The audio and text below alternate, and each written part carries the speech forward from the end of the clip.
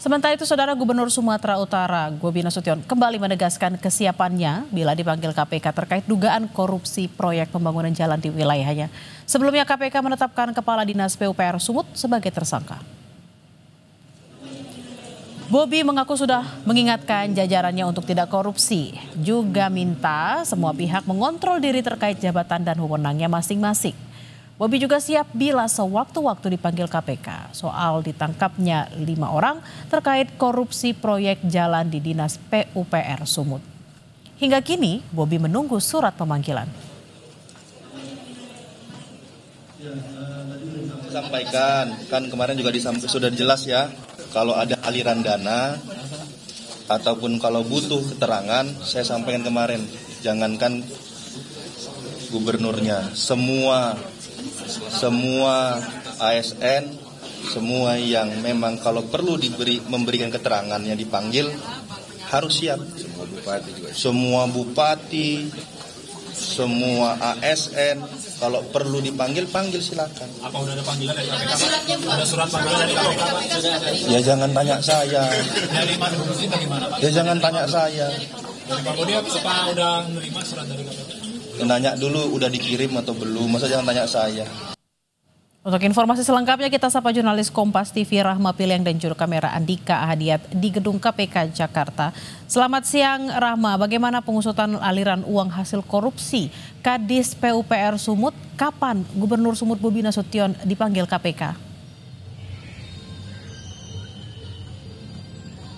Iya Bella, terkait juga dengan kapan Bobi Nasution atau Gubernur Sumatera Utara ini akan dipanggil KPK untuk dimintai keterangan, ini masih kita tunggu-tunggu Bella. Memang dari KPK ini masih belum memberikan surat pemanggilan kepada Bobi Nasution begitu, tapi di sisi lain Bobi Nasution ini menyebutkan bahwa dirinya siap untuk dipanggil oleh KPK jika dibutuhkan keterangannya pada kasus pembangunan jalan di Sumatera Utara. Memang hingga saat ini untuk dari KPK sendiri ini masih melakukan penggeledahan. Inilah alasan kenapa KPK ini belum melakukan pemeriksaan atau memanggil saksi untuk diperiksa. Mengingat kita ketahui bahwa penggeledahan ini masih dilakukan oleh KPK, di mana sebelumnya penggeledahan ini sudah dilakukan di rumah dinas sementara Topan Ginting atau Kepala Dinas PUPR Sumatera Utara, dan pada penggeledahan tersebut penyidik membawa satu koper berwarna biru. Setelah itu juga penyidik juga melakukan penggeledahan di kantor Dinas PUPR Sumatera Utara. Namun untuk kedua hasil penggeledahan ini belum disampaikan oleh KPK. Kita juga masih menunggu dari hasil apa saja yang didapatkan dari hasil penggeledahan di dua tempat tersebut dan juga penggeledahan lain yang dilakukan oleh KPK. Namun hingga saat ini memang Bobi Nasution ini belum menerima surat pemanggilan dari KPK untuk dimintai keterangan, namun juga dari KPK ini juga tengah mengusut aliran dana dan juga aset dari tersangka-tersangka yang sudah ditetapkan oleh KPK. Dan pengusutan aliran dana ini bekerja sama juga dengan PPATK begitu ya, bila ada juga saudara.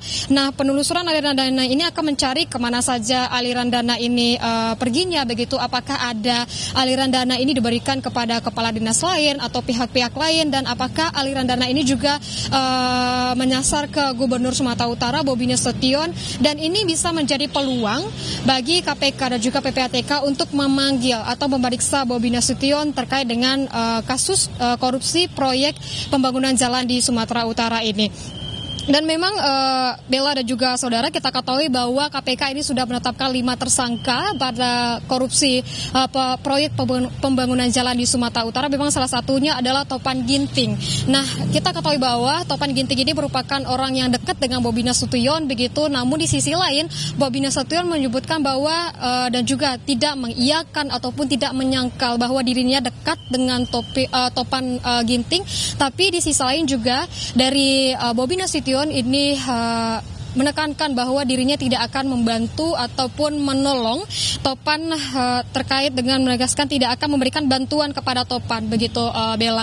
Namun hingga saat ini memang untuk PPATK dan juga KPK ini tengah mengusut aset dan juga aliran dananya, di mana kita ketahui bahwa KPK sebelumnya sudah menyita uang sebesar 230 juta saat operasi tangkap tangan di Kabupaten Mandailing Nata, di mana uang ini diduga menjadi komitmen fee untuk pengaturan sejumlah proyek proyek pembangunan jalan dengan total dari proyek ini senilai 231,8 miliar rupiah. Tadi saya sebutkan bahwa ada 5 tersangka yang sudah ditetapkan oleh KPK, di mana salah satunya merupakan Kepala Dinas PUPR Sumatera Utara dan juga ada Kepala UPTD Gunung Tua Dinas PUPR Sumatera Utara yang juga selaku sebagai penjabat pembuat komitmen, juga ada pejabat pembuat komitmen di Satuan Kerja PJN Wilayah 1 Sumatera Utara, dan juga 2 lainnya adalah pihak swasta.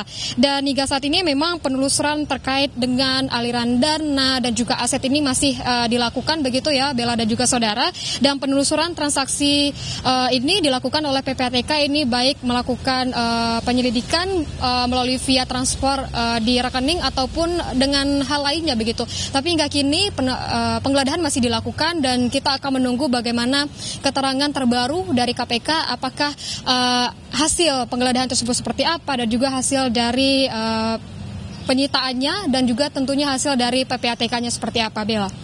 Terima kasih atas laporan Anda, jurnalis Kompas TV Rahma Piliang dan Andika Ahadiat langsung dari Gedung KPK Jakarta. Selamat bertugas kembali.